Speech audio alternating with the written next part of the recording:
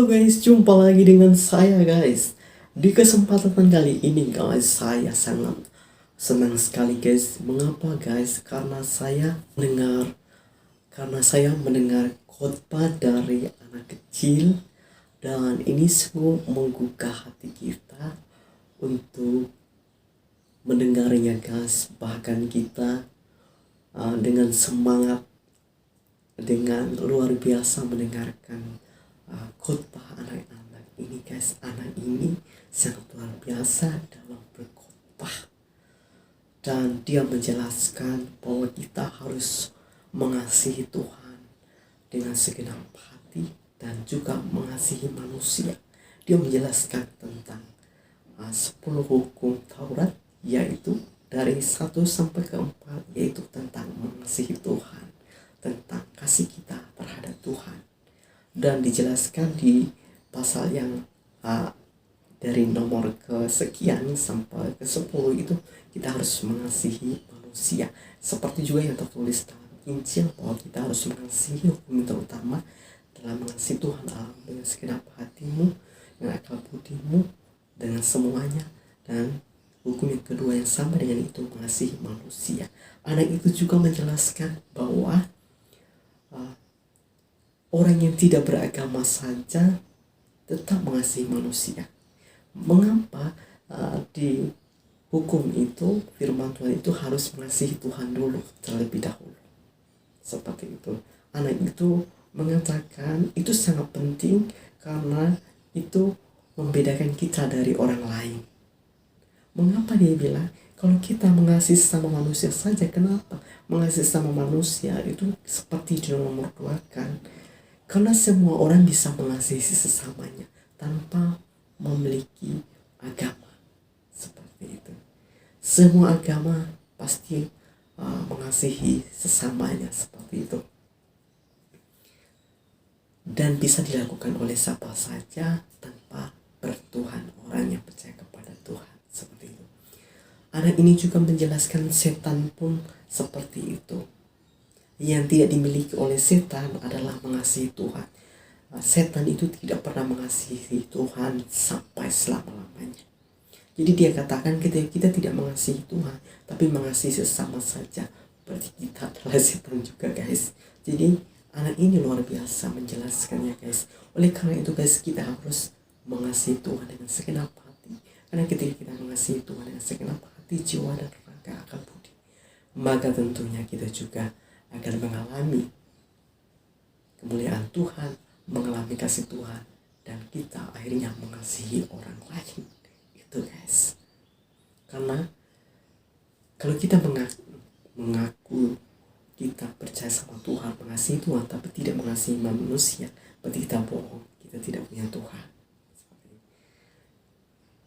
Bisa nggak kita mengasihi manusia saja? Kalau kita mengasihi manusia saja, banyak sekali orang yang tidak mengasihi Tuhan, tidak punya Tuhan, tapi dia bisa mengasihi sesama. Tapi dia mengasihi sesama guys. Oke guys. Anak ini luar biasa dan kita akan mendengarkan seperti apa guys. Dan kalian komen untuk anak ini. Oke.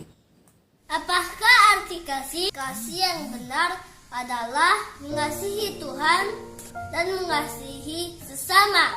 Banyak orang percaya Tuhan tapi tidak mengasihi Tuhan. Padahal mengasihi Tuhan adalah yang pertama dan terutama. Mengapa? Karena kita sudah dikasihi, diciptakan, bahkan setelah jatuh dalam dosa, kita diselamatkan. Untuk itulah kita harus mengasihi Tuhan dengan sungguh-sungguh. Apakah engkau mengasihi Tuhan? Bagaimana cara mengasihi Tuhan? Tuhan hanya minta 4 hukum. Hukum pertama sampai 4. Tanda kita mengasihi Tuhan. Mengapa hukum pertama dan keempat? Karena ini adalah tanda kita mengasihi Tuhan. Tapi hukum inilah yang dilanggar. Gampang dilanggar karena sepertinya tidak ada yang marah. Hukum pertama sampai 4 adalah perintah untuk mengasihi Tuhan. Jangan menduakan Tuhan. Kemudian jangan membuat patung, menyerupai apapun, bahkan menyerupai Tuhan, apalagi menyembahnya. Tidak boleh menyebut nama Tuhan dengan sembarangan. Tidak boleh. Mengasihi Tuhan adalah mengingat hari Sabat. Jika kita mengasihi Tuhan, turutilah hukum pertama sampai 4. Jika kita tidak menurutinya, kita tidak mengasihi Tuhan. Jadi, jika kita melakukan hukum kelima sampai 10, tapi tidak melakukan hukum pertama sampai keempat, itu bohong. Itu bukan kasih yang sebenarnya. Hukum kelima sampai 10 adalah perintah mengasihi sesama. Penyembah berhala pun mengasihi sesamanya. Ateis atau tidak percaya Tuhan pun mengasihi sesamanya. Jadi apa beda kita dengan ateis, dengan penyembah berhala, dengan penjahat, bahkan dengan setan? Yang membedakan kita dengan mereka adalah dengan mengasihi Tuhan. Hukum pertama sampai 4 sebagai bukti kita mengasihi Tuhan. Setan mengasihi sesamanya, tetapi setan tidak mengasihi Tuhan.